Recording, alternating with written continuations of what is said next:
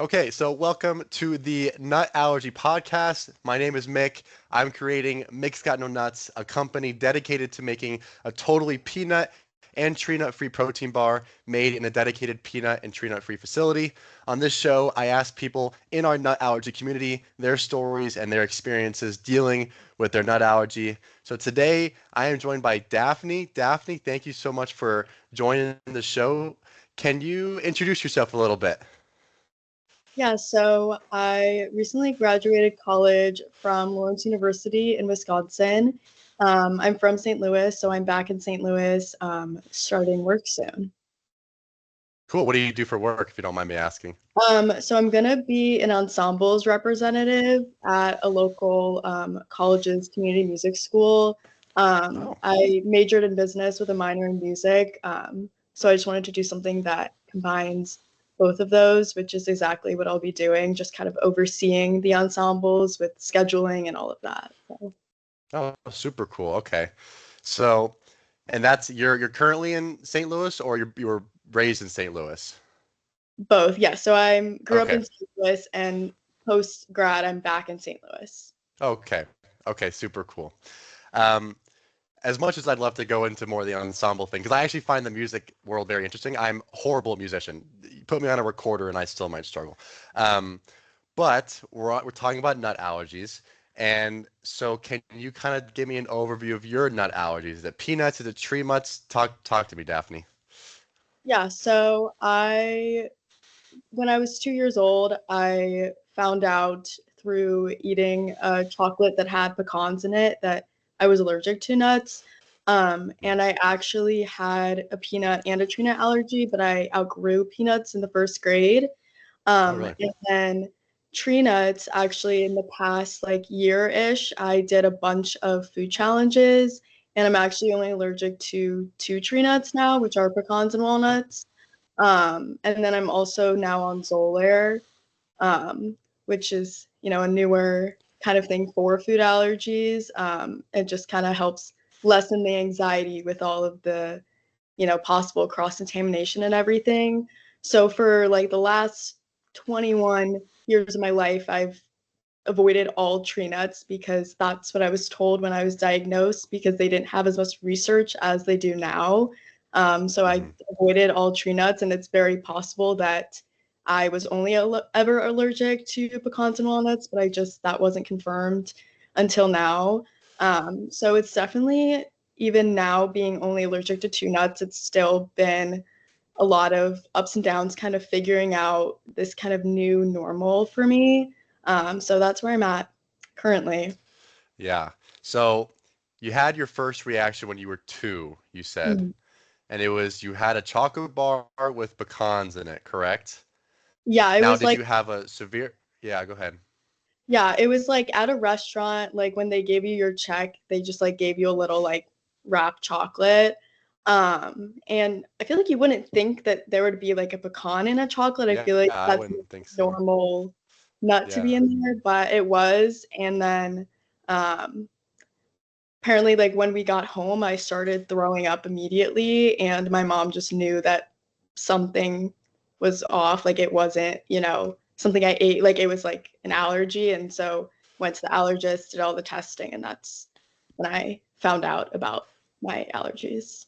Okay, so you were tested right when you were 2 years old. It sounds like you tested positive for all tree nuts and peanuts, correct?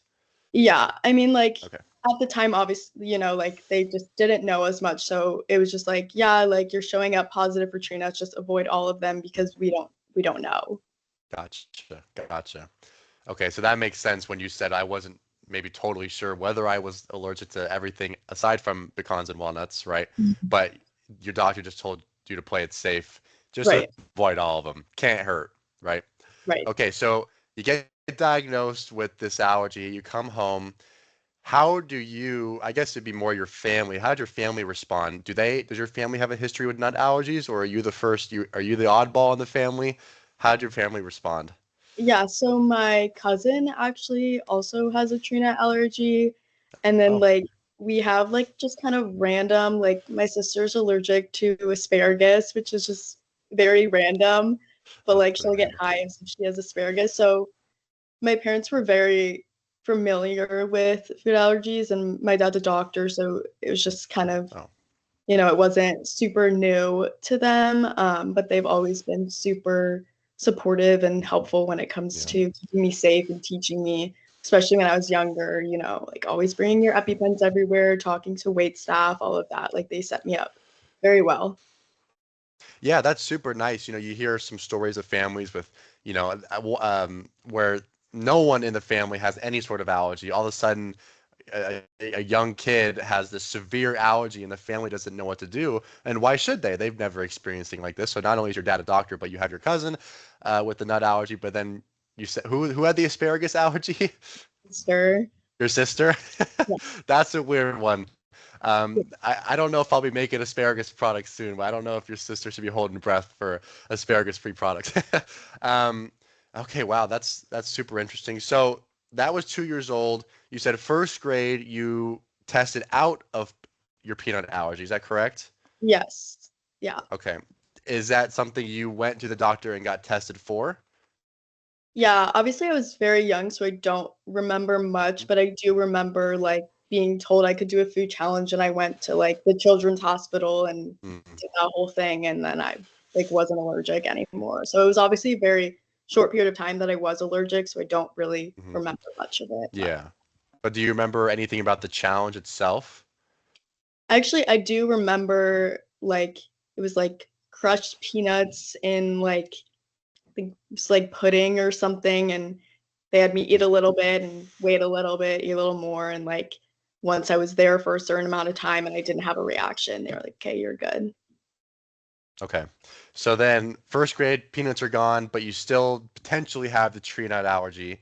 Um, but are we still not 100% sure which tree nuts? We're just avoiding all of them at that Yeah, point? yeah, I've Okay. just always been up until the point where I did Yeah. my food challenges more recently. I've just avoided all tree nuts and was Hmm. always super, super cautious with that. Gotcha. So then fast forward a little bit. We look back at Daphne's life. Have we had any significant reaction post your first reaction at 2 years old? So that it's kind of a tricky answer because I Okay. like yes, but no after talking to my allergist about this specific reaction. Um, this was in like I think 2016. I was away at camp and I had like Starbucks, which I had never really had before, and I just got like an iced like peach green tea lemonade sort of drink. And after a while, I just like felt like something like didn't feel right, like in my throat, like something felt weird. Long story short, like I did epi and I went to the hospital, did all of that, and like I was fine. It wasn't like super serious. And for the longest time, I thought that like it was, maybe some weird cross contact in Starbucks. Someone like touched something and then like put the lid on, whatever the case may be. But after talking to my allergist, she thinks that it could have been because I also have seasonal allergies, and she thinks it could have been something like oral with seasonal allergies and like my throat being itchy and it just being kind of a coincidence that I had never had this Starbucks drink before. And it kind of would make more sense that it was that. So I don't really know. That's like an unknown, but that's the only time that I've had to use my EpiPen because I think I'm having a reaction. But I'm glad that you had the instinct to use it, right? Whether or Yeah. not it was needed, you did Yeah. it. So, hey, and also props to you for getting over the injection because that would freak me out a little bit. Knock on wood, I've never had to use it before, but it's always with me. So props to you for getting in there and doing what's needed to be Yeah. done. I actually didn't do it by myself. It was like a counselor that did it for me, but Oh, really? yeah. I think I was too like in the moment of like, oh my God, I don't know what's happening, that I really wasn't paying attention that there was like a needle going in me. So Yeah, yeah, yeah, yeah. Like, yeah. look this way, we're gonna stab that. Like, yeah. Um, okay, so, but hey, that's good. That if that's the only one so far, let's knock on wood. Let's keep it that way. Yeah. Um, so growing up, young Daphne, how was it say at school, for example, with a nut allergy, pretty severe one. How was the school? How did they accommodate you? How were the other kids? Yeah, so I actually never had any really negative experiences in school.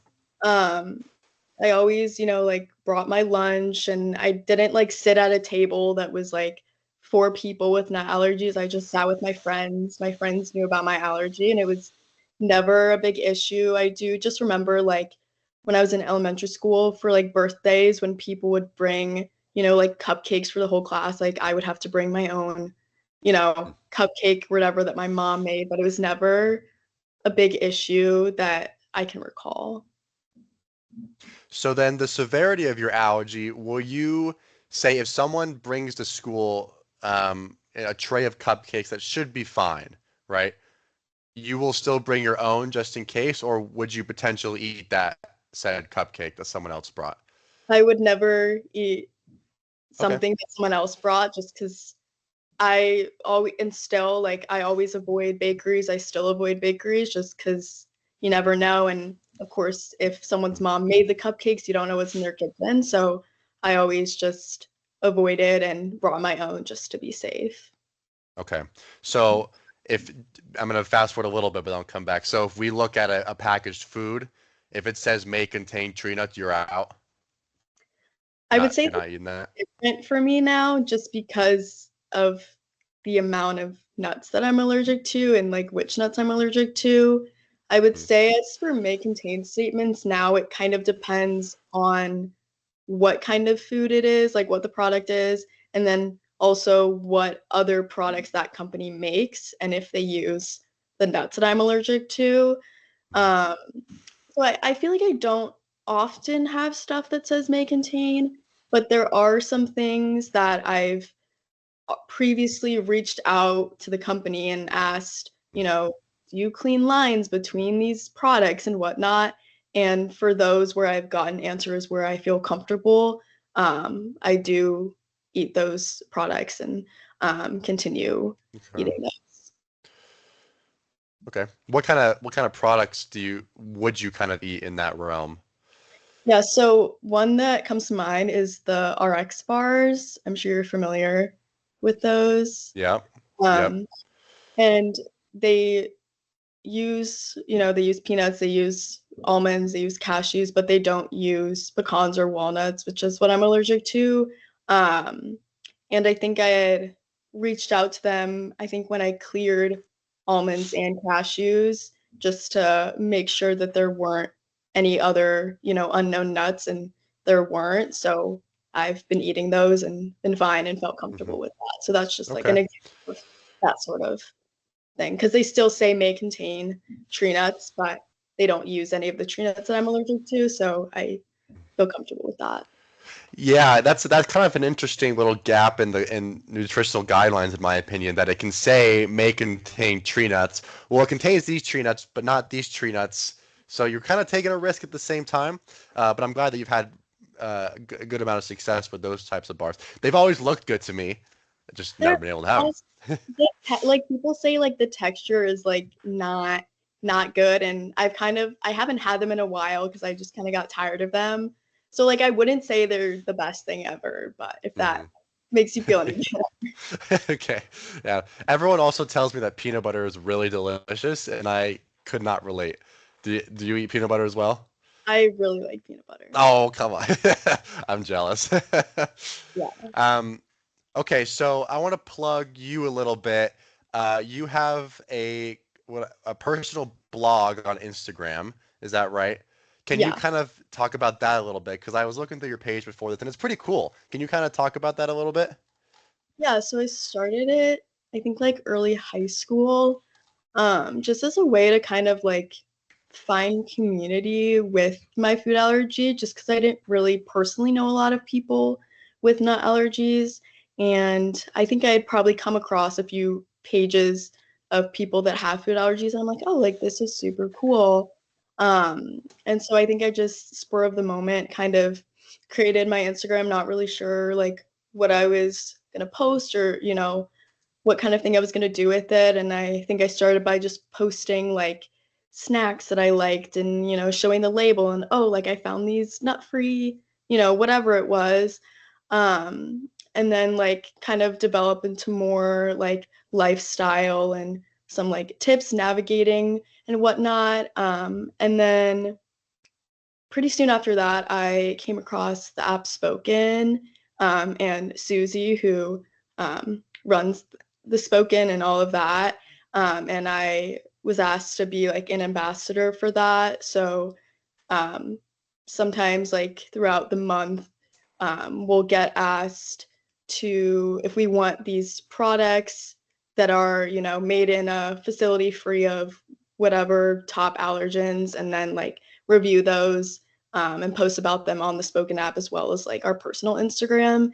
And I think that kind of got me more involved with the food allergy community, and kind of more excited about sharing my experiences and connecting with others. And I think now it's just a fun, cool way to be able to connect with other people in the same boat or a similar boat. And yeah, I think it's just a fun little hobby, I think, to That, have. yeah, it's super neat. I see that you have about 1,000 followers. Are you kind of becoming a food allergy guru? Do people kind of look up to you and reach out to you for assistance and help? I would not like, I feel like I've kind of like fallen out of it a little bit just because being in college is so busy. So I like Hmm. haven't been posting as much as I have been in the past. But in the past, I have had people reach out and be like, "Thank you so much for this," and Oh, obviously that's that cool. really endearing and makes me realize that even if I'm just helping one person or inspiring one person, like it's worth it to have this account Yeah. and share. Yeah, absolutely. Absolutely. Well, if anyone's listening and they want to check out Daphne's page, it's Daph's Food Finds. Does that sound right? Yep. Yep. Cool. Daph's Food Finds on Instagram, about 1,000 followers. Okay, I want to go back to you now, and your nut allergy. So, a lot of different people have different approaches when going out to restaurants. How do Mhm. you approach going out to a restaurant? Yeah, so if it's a place that I'm familiar with, I don't really do much extra preparation.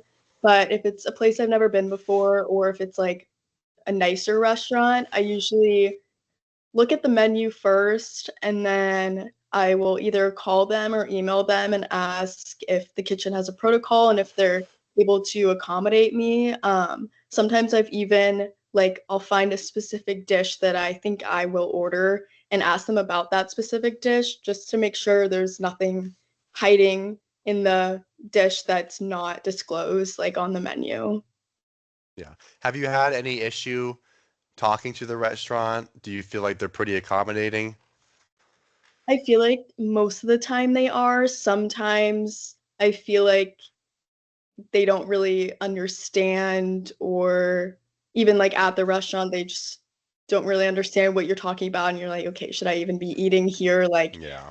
know if you understand. But I think in those scenarios, or what I do now, learning from past mistakes, if I am talking to someone that I think is not really sure what they're talking about, I'll ask to speak to the manager, or if I'm at the restaurant, ask to also speak to the manager or even like the chef, which is always super comforting just for any clarifications. Yeah, and thankfully, excuse me, I think awareness has gotten so much better in the last 5, 10 years for sure. Mm. But I know that people will still go to restaurants and they ask about, cross-contamination, and the restaurant will say, "Well, we don't put nuts in this item." Yeah, I know they don't put nuts in the item, but are they in the dang kitchen? And I think the cross-contamination thing doesn't quite resonate with a lot of people who don't have nut allergies.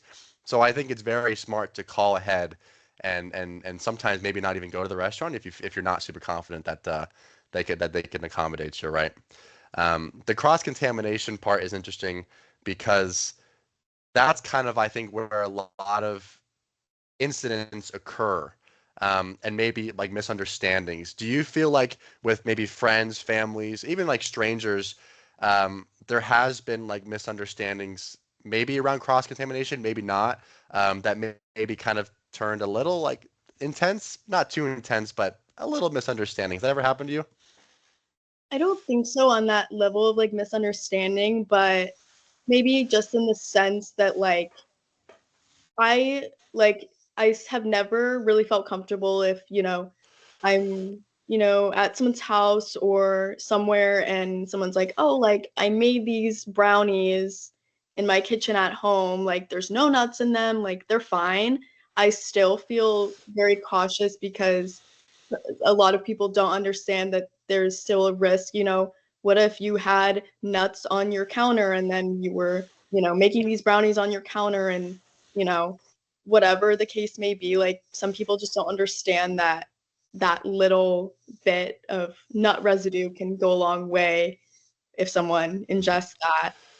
So I've Mm-hmm. always been very cautious on that end, just because I feel like, and I sometimes I feel bad because I'm like I'm not eating your brownies because but I'm like They look disgusting. Yeah. Like, I ew, just get those away from me. Yeah. just I just make it a point that I just don't eat anything that anyone makes in their house. Yeah. That's your general rule of thumb? Like, I'm sorry, if you that might be the best looking darn brownie I've ever seen, but like I just can't take the rest. That's your general rule of thumb. Like a very like a family member that I really trust or a super close friend, like I usually don't. Yeah. Yeah. Well, maybe your cousin who has the nut allergy, maybe you can trust him if he makes something, right? Yeah. Yeah. Yeah. Yeah. Um, okay. Interesting. So we don't typically eat at other people's houses, and like you can't take the risk. Now I want to go back to what you originally said when we first started talking. You mentioned something called Zolair. Zolaire. Can you Yeah. explain that a little bit? That might be new to me. Yeah. So I'm like not very well versed with That's all of okay. it. Like you tell me what you know. I know that it's been a medication around for a while, but it newly got introduced for food allergies. Like it wasn't always used for food allergies, and it you do a shot every 4 weeks, and it is supposed to significantly reduce the risk of a reaction, like a severe reaction. Um, and just kind of with cross-contamination, like if for some reason a little bit of a nut gets in your food, like it's supposed to eliminate anything from happening in your body, like reacting to that. So it's more of just like a precautionary thing and Oh. definitely lessens a lot of that anxiety. So yeah, that's like about the No, basis. that's very new to me. So you take it, you said once a month or so? It's like a shot. It's a shot. Yeah. It's like an Oh auto no. shot. I get like um 600 milligrams total every 4 weeks. Um, and you can like you start at your allergist office and then you can self-administer from home after a few doses. And how long have you been taking that now? Like a few months now. Okay. Yeah. That's probably, like you said, easy on the mind too. Probably could feel a little safer with knowing that you got some backup in your body now. Yeah, it is, but I'm always like, what if it's like actually not working? But like I know that like research shows, and there's Yeah. not if you go on like Zoller's website, like they have a whole like when they did their um testing with, this person was allergic to this and after Zoller they could, eat this and have no reaction, that sort of thing. Mm. So it's very interesting and very That's helpful. that is Yeah. super cool. That I've never heard of that before. I feel like I've been battling nut allergies for over 20 years, and I feel like I learn something new every day. Um, so along with side Zoller, oh, did I lose? Oh shoot, did I lose you? No. There we go. Okay, you froze for me for a second. We're good. So besides Zolaire, Zolair. Zolaire. Okay, Zolaire once a month. You mentioned the EpiPen. What else is in your allergy toolkit? What's in your tool belt that you carry around either with you or at the house? Yeah, I recently started carrying Neffy with me as well, the nasal Hmm. Nephrin, Hmm. um, which I feel like they should have invented this a long time ago. Like it's way less Yeah. scary than, having to give yourself a needle injection. So I carry two of those as well as two ABQs everywhere I go just for extra measure. Yeah. Yep. No Benadryl or anything like that? No, I've been told by my allergist to not just skip the Benadryl, like that's not Yeah. necessary.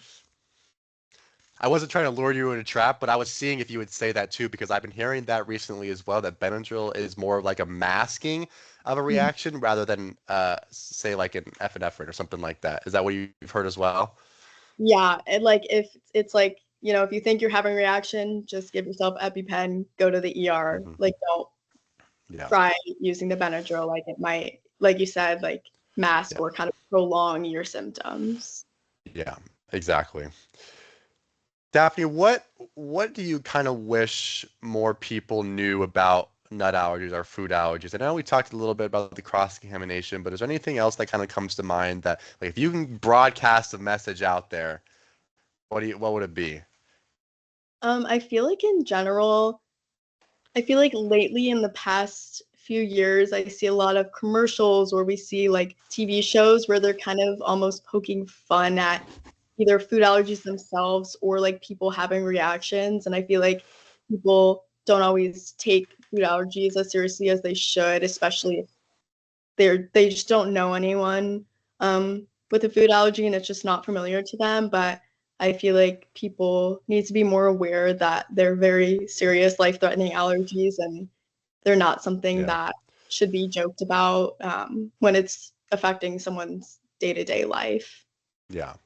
No, 100%. I think there was like an SNL skit a few months ago. You're probably thinking of that one too, right? Where they poked fun at nut allergies. Yeah. Yeah. I did see that one. I did want to ask you another question that I forgot to ask earlier.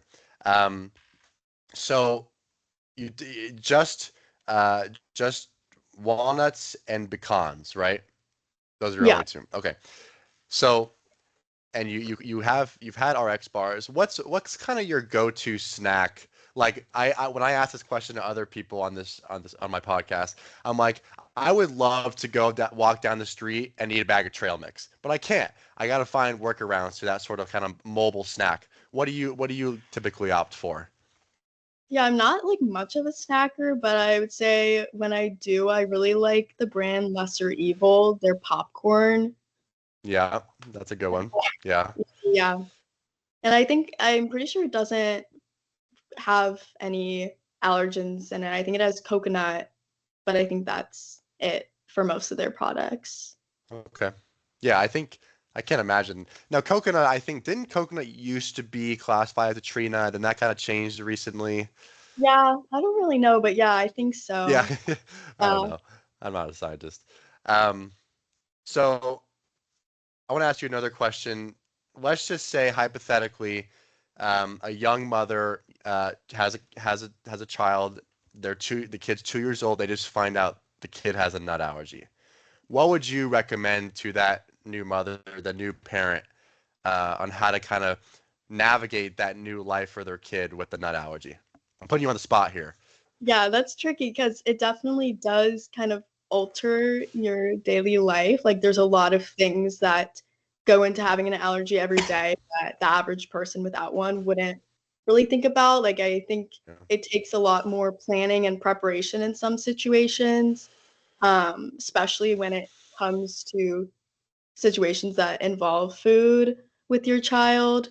And I think it's important to instill in them from a young age, like that carrying, two EpiPens with you everywhere you go, like, and knowing the signs of or the symptoms of, a reaction and what to do if that were to occur. And I think also for like school, I'm pretty sure I had like kind of like an allergy plan or something that was printed out and like given to my teachers in their classroom so they would know what to do in case I were to have a reaction. So I think little things like that, and just, like not letting the food allergy, kind of take over their life, because there's so much more than just the food allergy that you have. There's so much more to life, and there's so much more to enjoy, and things that don't have to involve food. So yeah, I think it's important to just, have to remind yourself, your child, to keep them safe and do everything you can, to make sure that they can prevent, and avoid whatever their allergy is when necessary. Yeah, absolutely. And then I think the parent, especially a parent with a young kid, yeah, you have to monitor them 24/7. But I think there will come an age of the kid, hopefully, that the kid can start of understand, how to navigate their own nut allergy. How old were you when you feel like, okay, I think I can go out into the world, or your parents thought you could go out into the world and manage yourself relatively comfortably? I don't know. I want to say maybe probably like middle school, Like last year? No, I was kidding. Yeah, middle like school. probably Yeah. after elementary school, probably when I started to, really be able to take care of myself in that way. Yeah, gotcha. Well, I think my line of questioning, you've been full free of my interrogation, Daphne. Is there anything else that maybe we haven't talked about that you would like to talk about before I let you go? I don't think so. No? Well, Daphne, it's been an absolute pleasure. Again, if you can find Daphne's food blog, personal blog, where she goes and tries out new foods, new restaurants, at Daph's Food Finds on Instagram. Is that right? Yeah. I don't know why it's tripping me up. Daph's Food Finds on Instagram. But if anyone has any questions for Daphne, you can either go to her Instagram page or comment on this video. I'm sure she'll be more than welcome, more than happy to respond. But Daphne, otherwise, you were fantastic. Thank you so much for joining the show today, and we'll be in touch. Thank you.